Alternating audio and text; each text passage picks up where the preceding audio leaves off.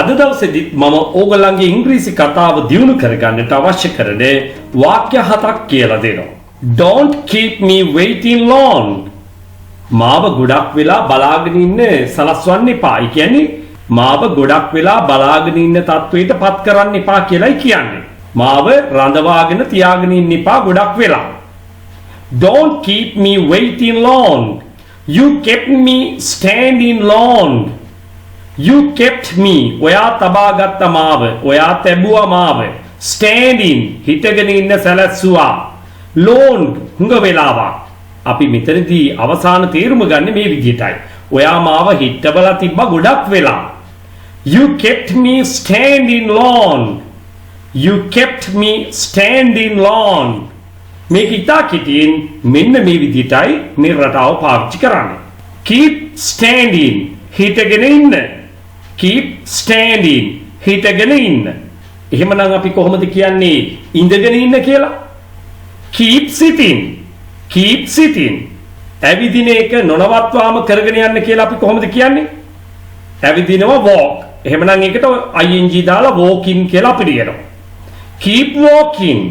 Keep walking. යන එක දිගටම කරගෙන යන්න. Keep going. මෙන්න මේ විදිහටයි මේ phrase එක නිර්මාණය කරගන්නේ. Now look at the fourth one. Fasten your seat belt. Fasten your seat belt. ඔයාගේ seat belt එක තද කරගන්න. අපි කතාවේදී කියන්නේ ඔයාගේ seat belt එක දාගන්න කියලා කියන්නේ වාහනේ යද්දී. Fasten your seat belt.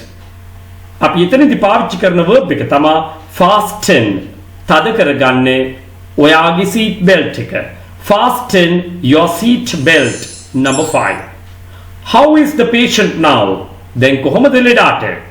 දැන් ලෙඩාට කොහොමද කියලා අහනවා. එතකොට කෙනෙක් උත්තර දෙනවා මෙන්න මේ විදියට. He can hardly speak.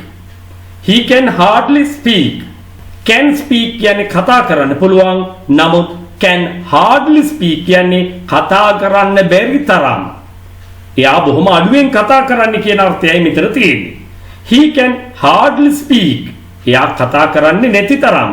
එයා අමාරුවෙන් කතා කරන්නේ. මෙන්න මේ කියන සියලු අර්ථයන් මෙතන තියෙනවා. He can hardly walk. ඔහු ඇවිදින්නේ නැති තරම්. ඔහු ඇවිදින්නේ නැති තරම්. He can hardly walk. ඔහුට ඇවිදින්න පුළුවන් කියලා නෙවෙයි මෙතන කියන්නේ ඔහුට ඇවිදින්න බැරි තරම්. He can hardly walk. I can do nothing but that. I can do nothing but that. මට ඒ හැර වෙන මොනවත් කරන්න බෑ. මට ඒ හැර වෙන මොනවත් කරන්න බෑ. I can do nothing but that. අපි මෙතනදී but පාවිච්චි කළේ except එහෙම නැත්නම් besides කියන අර්ථ ගෙන දීම සඳහා. except කියලා පාවිච්චි කරන්නේ besides කියලා පාවිච්චි කරන්නේ හැර කියන අර්ථය ගෙන දීම සඳහා. සාමාන්‍යයෙන් but කියන එකේ තේරුම නමුත් ඒ වුණාට කියන අර්ථය. නමුත් මෙතනදී නිපාත පදයක්සේ පාවිච්චි කරනකොට except එහෙම නැත්නම් besides කියන වචන වල අර්ථය තමයි මෙතන ගෙන තියෙන්නේ. තවත් කෙටියෙන් කියතොත් හැර කියන අර්ථයයි මෙතන තියෙන්නේ. but that ඒ හැර. I can do nothing but that. මට ඒ හැර වෙන මොනවත් කරන්න බෑ. අද දවසේ කියලා දුන්න මේ වාක්‍ය හතත් ඔයාගේ ඉංග්‍රීසි දැනුම දියුණු කරගන්න එකතු කරගන්න. ඔයා කැමති නම් මගේ ඉන්ඩිවිජුවල් ක්ලාස් එකකට එකතු වෙන්න. එහෙමත් නැත්නම් කුඩා කණ්ඩායම් පන්තියකට එකතු වෙන්න කැමති නම් 071 011 22 62ට WhatsApp voice message එකක් යොමු කරන්න. So thank you everyone. I am coming back with my next video. Bye for now.